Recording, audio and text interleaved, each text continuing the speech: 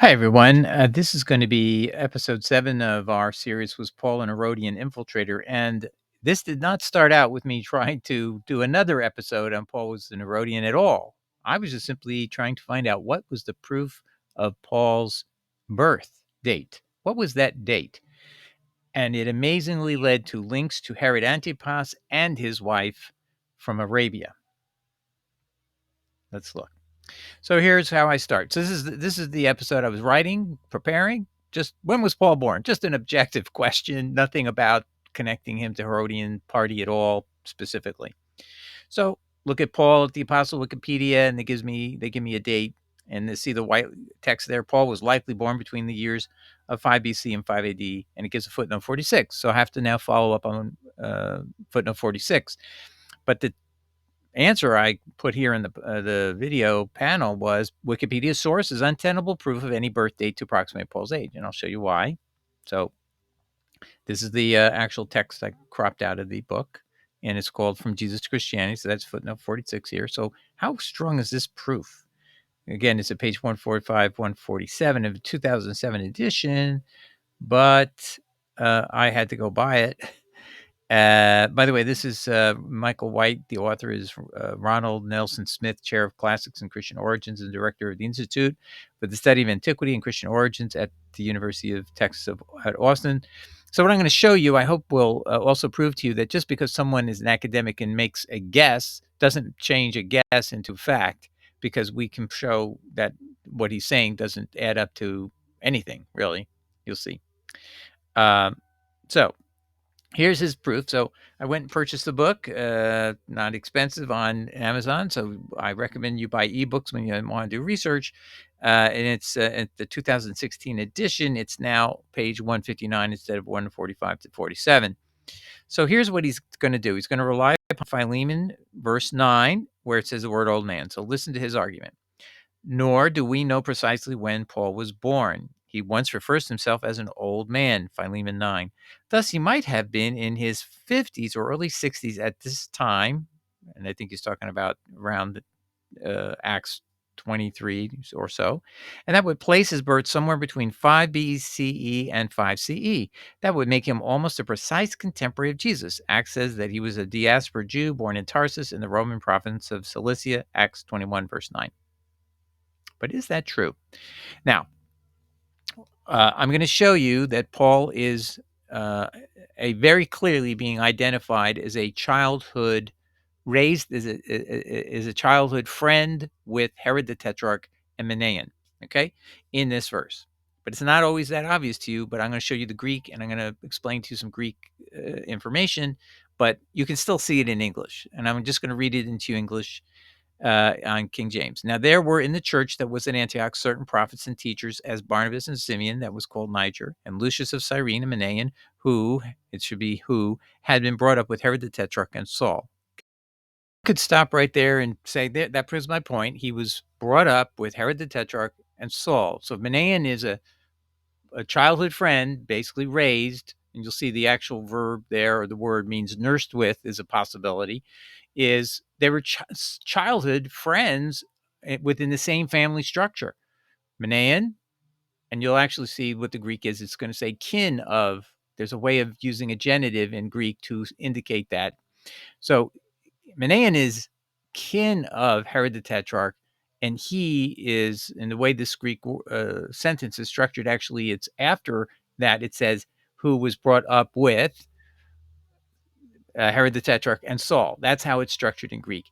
But that's all I have to explain. But in English, this is adequate to make my point, okay, that Manaen was brought up with Herod the Tetrarch and Saul. And I want to show you, now we're going to start showing you or studying a little bit more of the Greek, okay?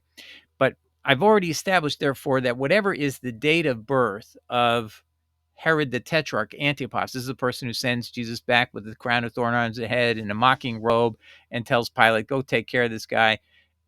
He's the fox. Jesus calls Herod the Tetrarch, Antipas, the fox. So this is a bad guy, okay, a bad person. And that's who Paul's raised with, okay? And just to make a point here, Luke is trying to win an appeal, and making the Romans understand that Paul is a buddy of Herod the Tetrarch Antipas is very helpful to get the acquittal from Nero, which does happen, by the way, in this trial or this appeal that eventually happens after 2 years after the book of Acts has already been submitted to the magistrate judge Theophilus, according to the reconstruction of these events by Mr. Mauck in his book In Defense of Paul. Okay, but I want to show you now. I want to show you. We're going to go in depth, and when you see the depth of this, it's going to be shocking at first, and then I'm going to show you how this all connects even in a deeper way with Herod Antipas and his wife, just incidentally. Okay, so now let's look on the right side. Do you see where I've highlighted those yellow marks? Those are punctuation marks that have been added in English. They don't exist in Greek. None of it. Okay, Greek is written in one continuous string of letters, and you have to read it out loud to know where the separations even are between words. So it's called continuous writing. So it's very challenging if you don't know Greek to try to look at an original Greek text to go, where do the words break from? But that's why you have to read it out loud, and that's why there's no punctuation marks, because that would screw it all up. They use the words themselves to create meaning and connection between words, and we're going to see that. But now I just want to read it to you. Okay, so let's move to the next panel here. So this is a pop-up when you go to Mouncey's reverse interlinear, which I do recommend, but I don't always agree with his choices of words, and I'll explain that in a minute. So when you go down here where the word syntrophos is in front of the word Herod, the words he actually gives you, these are the only meanings. Okay, he's going to put a totally different word here, and I'm going to put a white out there because it doesn't even fit what he's providing as dictionary definitions. It's not correct at all.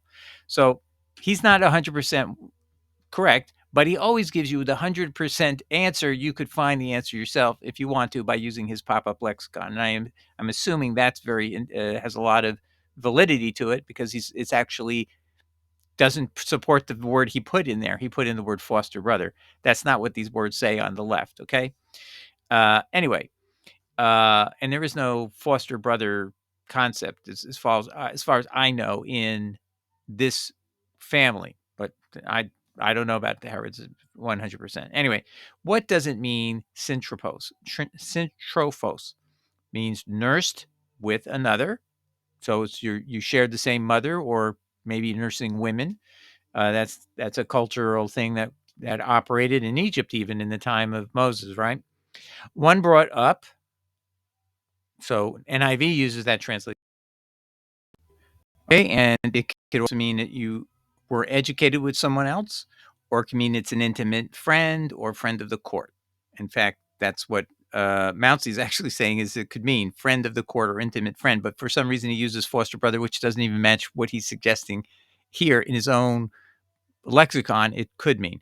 So I love the guy. I just don't always understand his reasoning, and I'd love to have a conversation with him about it, but it's not important. Really, it isn't, because these are the right meanings on the left side. Okay. So now I want to go a little deeper. And now I want to show you the next slide. It's very important, so please pay attention. Okay, on the left side, I've gone over to BibleHub.com, and I also want to recommend that we're using Mouncey and you really need to dig deeper, and you particularly have some training in Greek. Even if you don't, I'm hoping to acclimate you to how to read Greek without actually having completely studied Greek. So go to BibleHub.com, because they're going to actually show you the exact word order these words appear in the original text.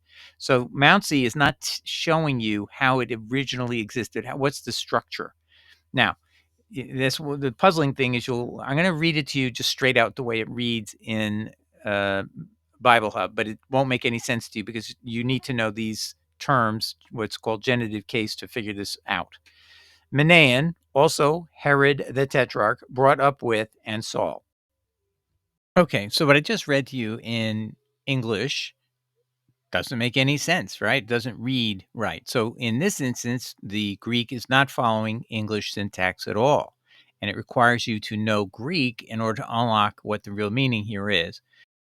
So in this Greek formatting of N-GMS, we put in the part of speech, noun, or let's say adjective, or nouns, so on. So That's the first point, and then the next is the case within Greek, which it's genitive, and then it'll tell you it's gender, masculine, and then it's plural or singular, singular. So it's noun, genitive, masculine, singular. Okay, just to get you prepared to understand what these words are, and that helps us to decide what to do. Now, the G there is key here because it's a genitive, and that means usually you think of the word of something is what we call genitive because it came from something. We say it's of that, and therefore genitive is the word they made up. Kind of makes sense. Now, that word, the genitive case in ancient Greek, can express a wide range of meanings. It can express possession, description, kinship, apposition, separation, and so on. So here it clearly is intended to convey kinship. Manaean is a childhood friend, could even be viewed as being nursed by the same parents. That's what it could mean when you look at the word syntrophos. Syntrophos. So that's so brought up with or nursed along with. I mean, literally, it's to show the most intimate of connections to these two people. They're kin, okay, or they treat each other as kin. Maybe they're cousins, whatever. So Manaean, and then it's talking about Herod the Tetrarch is of him. So that doesn't mean genitive; it means kinship. Then, so it doesn't mean possession. So Manaen is not possessed by King Herod the Great. So the literal genitive of using the word of doesn't work here. You have to find another word, and the word is kinship, kin of. So that's the first thing I translated. So now we have a real important fact here is that Manaen is a relative of uh, Herod the Tetrarch, Antipas. Okay, that's important. Now let's figure out how that connects to the word Saul. Here's Saul at the bottom. So I'm going to pull up and show you the Wikipedia, what they call their Wiktionary of a word meaning, what the word Kai means here. And so we need to focus on understanding what's the relationship between King Herod, who's a kin of Manaen, and the word Kai here. How does that link into these things? And we're going to see you need to know the genitive, or you need to know, well, we'll get to it. Okay. So let's first start with the meaning of the word Kai.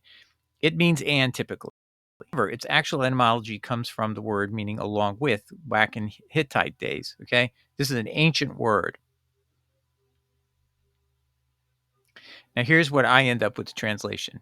So, along with makes sense here. Here's what it says. Now, there were in Antioch in the local church prophets and teachers, both Barnabas and Simeon, who was called Niger, and Lucius the Cyrene, and Manaen, kin of Herod the Tetrarch, with whom he was raised as a child along with Saul. That's what it says, clearly. So, wow. Nobody wants to see that, right? But that's what Luke wanted the Romans to see. So now we need to put it back in context. It's not what we wanted to read. We want to understand what was Luke doing. He's writing appeal briefs to Theophilus, a most excellent Theophilus, a term that you use when you're addressing the magistrate judge who assists Nero at Rome on appeals. That's what we know. That's what Mr. Malk, an attorney, Christian Protestant attorney, has no idea the implications of what he's saying uh, in the big picture of things. He's just saying, hey, this is obviously an appeal brief. Both of these works obviously are designed to help Paul win acquittal in a pending in a future the appeal that's pending when Acts closes. So 2 years after Acts, the appeal is heard. And obviously, the work Luke did here in the book of Luke and in the book of Acts was instrumental in getting an acquittal. And one of the things that was very instrumental is this actual verse right here, because if you're Nero and you see that our client state, which is Judea, what we also know as Israel, and that client state is obedient to you through a group of people you've been appointing, their family, the Herodians, and you see that Paul is raised, that Manaen is a kin of Herod, and he and Herod Tetrarch and Saul are all childhood friends who were nurtured, maybe even at the same breast of the same, nurse mothers. Okay, I mean, literally, that's what it's saying. The friendship and the kinship between Manaen, Herod the Tetrarch, and Saul are intimate and connected. So that would be a very strong point for the most excellent Theophilus, the magistrate judge assisting Nero to say, hey, this guy's working for us. We don't need to worry about him. Let's acquit him. Maybe somebody hasn't gotten the message to us, and now this is the message coming to us through this guy Lucius. And by the way, I think this Lucius that is referenced here is our Luke. So he's trying to also put himself in a good position that you'll take him seriously, that he's also himself one of the prophets and teachers in this church, right? So, in order to be taken seriously by the most excellent Theophilus, the magistrate judge assistant to Nero on the pending appeal.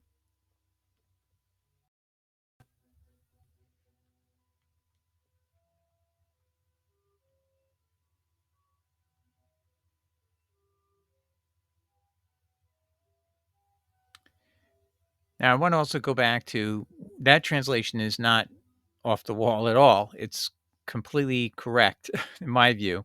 Uh, But if anybody disagrees and you are an expert and you could show me your credentials, send it to me and I'll consider your opinion, or hire somebody to review this and double check what I'm saying. That's fine.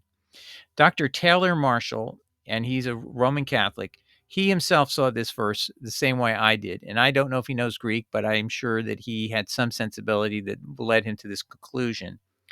He says this in his article entitled, this is a 2015 article, was Saint Paul related to Herod? Question mark. Answer: 7 reasons Paul was Herodian. Okay, and he is pro Paul. He's just being honest that it's obvious he was working with a Herodian party.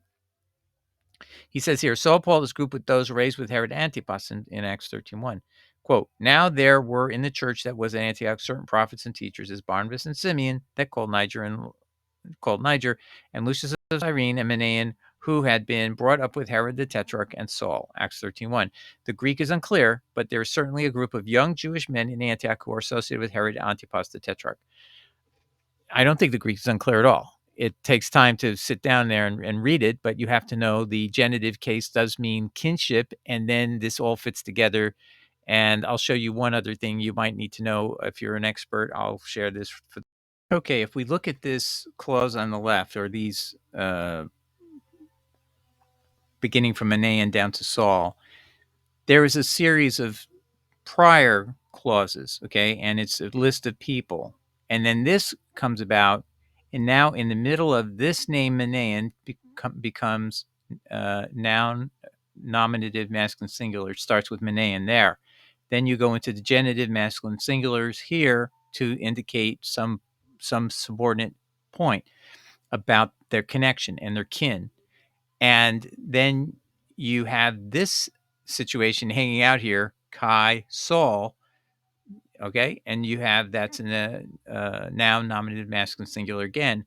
So what you have here is a sort of a subordinate clause. And in Greek, in the normal word order, this article supports what I'm saying here. Word order in ancient Greek, you could screen capture this and read this area, particularly I've highlighted in yellow if you're an expert. Well, that means the way this is all to operate is that in Greek, that this word here, Saul, has to be connected into this with this Manaen. Okay, so it has to be Manaen, also the childhood playmate. Let's call it that. The childhood playmate of Herod the Tetrarch and Saul, or along with Saul. So that means you cannot connect Saul to any superordinate clause that came before, which that would have been the series that you see originally. So you cannot conceive that this Saul at the end here is connected to these superordinate clauses that came before. And that's what this here text explains. So if you are an expert, that's my opinion of how to read this. And so this is completely read correctly. And the way to make sure you don't mistake that is you use the traditional reading, the traditional etymological meaning of Kai, which was along with. So it should read Manaen, who was the brought up with Herod the Tetrarch along with Saul. That's how it should read, because that then doesn't try to connect Saul to a superordinate clause. It cannot possibly work that way in Greek. I'm not even sure it works in English, but some people I think are hoping it would, but it doesn't in Greek for sure. Okay, So back to there's more to come, more important stuff that beyond just this. This is amazing stuff, right? But we have more to show you. Okay, so now I want to go back to what was the original point of my video when I was first drafting. It was just to get to the date. When was Paul born? Okay. And I came up with the conclusion Paul must be born at about the same time as Herod the Tetrarch, Antipas, 20 BC. And why is that? Because he was a childhood friend, maybe even nursed by the same the same nurse mothers as Manaen and as Herod the Tetrarch. That's the intimacy. These three were connected in that subordinate connected link of words. Okay. So in order to do that, I wanted to bring up a biography of Herod Antipas. And while I was doing that, I came up with a couple of shocking things. I just was looking a little bit about the history of Herod Antipas. I remember Jesus called him a fox, and I thought I would just throw that in here so we would get a better idea of who we're talking about with Herod the Tetrarch. And that indeed is Jesus' words in the Bible. And I want to read you what this person said. But let's first go to the dates. The dates of Herod Antipas's life are 20 BC to 39 AD. So if he's a childhood friend, even sharing the same nurse mothers as Paul and as Manaen, that means something that they're likely of the same age, or within 1 or 2 years, right? You can't have same nurse mother, for example, this if you're not in the same age bracket. So I would say Paul was born in 20 BC, and that's a lot better than the conclusion that Mr. White made that was based on Philemon saying, he was an old man at that time. That doesn't old man doesn't mean anything really. You can't define in any age bracket using that because it could be any period of time after a certain age. So I just think that didn't work, and this is a precise estimation. Now let's read a couple of things that I found going to this page to get this evidence for you about uh, Jesus calling Herod Antipas the fox. We're going to look at the left bottom first. I just want to show you that's a picture of Herod Antipas. Okay, not he doesn't look like a pleasant guy. I wouldn't want to catch him in a corner with me and I'm all alone. Okay, anyway. Herod Antipas, that fox. This is the Herod that Jesus called that fox. Jesus was not referring to the king's personal pulchritude. From a study of Greek, Latin, and Hebrew literature, it can be seen that the fox is both crafty and inferior in its position. The fox is an insignificant or base person. In contrast to the lion, he lacks real power and dignity, using cunning and deceit to achieve his aims. What's this Herodian person like that Paul grew up with? He's a fox. Jesus said so. That means he's crafty and he uses cunning and deceit. I don't need to tell you what words Paul put in his own mouth, right? Do I? Do I have to tell you? He said, I caught you with guile. I used cunning and deceit to catch you with guile. You can't make this stuff up. That's in 1 Corinthians, by the way. Now, besides that, what else did I see in this article? Same article mentions Herod Antipas was married to the daughter of Aretas, the king of Arabia. Whoa, the bells went off in my head. Wait a minute. Paul says, remember, Paul has a mystery period of 14 years where he has his road to Damascus experience, so he says, but he doesn't relay all this for years. He says, I didn't go up to Jerusalem to see the apostles, although that's self-contradictory. I just want to let you know Galatians contradicts Luke's account in Acts. I think he's quoting Paul talking in Acts 26 that he did go up to the temple, and his Jesus meets him in an ecstasy and a trance and tells him the 12 apostles won't believe you met me, so just leave immediately and go to the Gentiles, which he leads us to believe in that Acts 26 testimony that that's exactly what he did. And therefore, what the next thing he does is go to Arabia. And so this is what he's saying here. Neither went I up to Jerusalem, even though he technically did. He went to the temple and according to him, and I think that's in Acts 22, actually, where he says, I went to the temple and my Jesus meets me in a trance in my head. And he tells me they won't believe you met me. And by the way, that is proof positive. This can't be the real Jesus, because why is that? So people, use your brains. Could the real Jesus have influenced the 12 miraculously by appearing to them in the same way he did for Paul? If Jesus was legitimately allowed to come down from heaven, even though he's saying I would not come down to a private place or a wilderness road, that's not going to be me. The sign of my return will be a universal one, being seen east to west. But if you believe and you suspend disbelief and you say, no, Jesus didn't mean what he said, and Paul could have a true appearance of Jesus in front of himself and two other guys, and could hear all of them could hear the voice, and see the light, and that's a clearly Paul is claiming an extra mental experience when that happened on the road to Damascus, and that would violate the Son of Man prophecy. But let's put that to one side. His Jesus in Acts 22 is saying, I can't do anything to make these guys make you believe you met me. So get out of here. His Jesus is afraid that they're going to talk to Paul will talk to the 12. Why is that? Because Paul's going to learn the Son of Man prophecy as he gets in contact with them. So what he's done is he's instilled fear in Paul to not go see the 12 apostles. At least that's what Paul is actually telling us expressly, is what his Jesus said. That can't be Jesus, right? Because Jesus could just simply, he could appear in a trance inside their brains, all 12 of them, and say, hey, there's a guy sitting in the temple right now.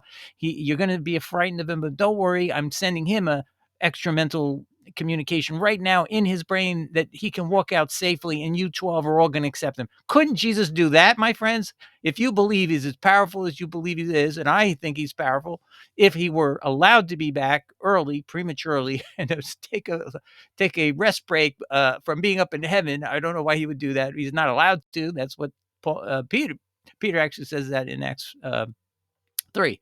So anyway, I digress. All of that's a digression. But what is this proving to you, ladies and gentlemen?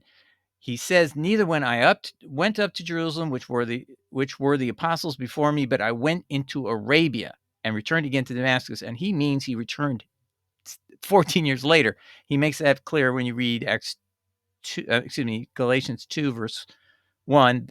Then 14 years after I went up again to Jerusalem with Barnabas and took Titus with me also. So when you put it all in context, the scholars all agree he went up 14 years after it's actually either immediately after the Damascus Road experience, he means, or he means add 3 more years, and it'll be a total of 17 years that he spends mostly in Arabia. Why is he going to Arabia? There's your answer. Herod Antipas's wife's family are there. That means he, running around as a family relation of the Herods, and we prove that from his statement in Romans, I think it's 13, verse 16, where he says, I salute my kinsman Herodian, which means little Herod, which is likely a signification of somebody who is the son of Herod. That person was at the Roman congregation at the time he was writing that epistle of Romans. And so he knew his relative was there, and he says, hi, say hi to my relative Herodian, the son of the little Herod. So here he is 14 years. We have no account of anything he's doing, but what is the coincidence? What possibility is this a coincidence that his childhood friend, his wife, that childhood friend's wife is from Arabia, and her father is the king of Arabia? Wouldn't you just think to yourself, hey, maybe I'll just live the life of Riley for 14 years, and then I'll they'll send me on more missions later, and I'll take over my job, whatever I'm doing, and whatever. He's not doing any ministry work. There's not a slightest evidence for 14 years. And that's why the scholars call this Paul's mystery period. Mystery period. It's huge. It's a big red flashing sign, my friends. If you had just now put this in your cap. If you had met Jesus on the road to Damascus, an amazing, miraculous light coming down, you were blinded and you're then healed, and all of these things are happening to you, and you think you've had this amazing mission given to you, why would you wait 14 years to do a gosh darn thing? And there is really absolutely no evidence from that time period of anyone he ever knew. There's nobody's come forth. Hey, I was with him for those 14 years. He was a great guy. He was an evangelist. Zero. Silence, ladies and gentlemen. Silence. Zero. Nothing. Nada. Mystery period. Wow. It's a big gap. And we're supposed to believe he was a Christian the entire time. And then 14 years later, he pops up in Antioch. And then he gets this commission to go to the Jerusalem Council. And that all began that thing. So that's just another side. But anyway, that's what I call, this is an unintended consequence. I learned much more than I ever anticipated. And I really loved hearing what my Lord Jesus tells you and me about Paul's childhood friend. His childhood friend is a fox, and he uses craftiness and cunning. And this guy is a pro-Paul person, I'm sure, who wrote this article. He wasn't trying to tie anything up. He doesn't even know the consequence it has on Paul's validity, and he has no idea Acts 13:1 is implicating Paul as a close, intimate kin with Herod Antipas. Okay, but that means it's all the more beautiful in terms of evidence that it's clean. These are not people who have any bias to support what I'm trying to help you test Paul to realize you need to just follow Jesus and start your path away from Paul and realize that was the wrong way to go. He was in my opinion, he was clearly at least an agent infiltrator into Christianity, someone we should not give a moment's second thought. Cunning, craftiness, self-admitted, self-avowed. Romans 3 verse 7. If by my lie the glory of God is advanced, why am I still called a sinner? That's rationalizing the end justifies the means. 1 Corinthians 9. I pretend to be a Jew when I'm around Jews who think they're under the law, even though I'm not under the law. Meaning the law no longer applies. It's because it's been removed from all mankind. That's what he's saying. And then he goes on, but when I'm around the Gentile, I'll act like I'm not under the law at all because they're not under the law, but I will still obey the law of Christ. So whatever that means, his only definition of morality is twice he mentions all things are lawful for me, and once he adds to that, but not all things are expedient. So Paul is clearly exactly like the fox, cunning, and then he says in 1 Corinthians, I think it's chapter 9, uh, I captured you with guile. you know, would Jesus speak like that, my friends? I mean, no, because Jesus wouldn't use guile. And actually, I think he says, I used deceit and captured you with guile. Or no, excuse me, I was crafty and I caught you with guile. That's what he said. Look at what is right here on the page about the fox. The fox is crafty. He's a base person. He uses cunning and deceit. Paul advocates all of these things as a justifiable technique of saving souls in his religion, in his version of Christianity. And yet we have been in the dark for a long time, ladies and gentlemen. But hopefully the light is breaking through and you can see I'm not even trying to prove any of this stuff and it just pops out in front of me. Do you see the way God works? You don't even try. I'm just trying to get his birthday down solid and I find all these things, they pop out at me. All right, God bless. Ciao. Bye.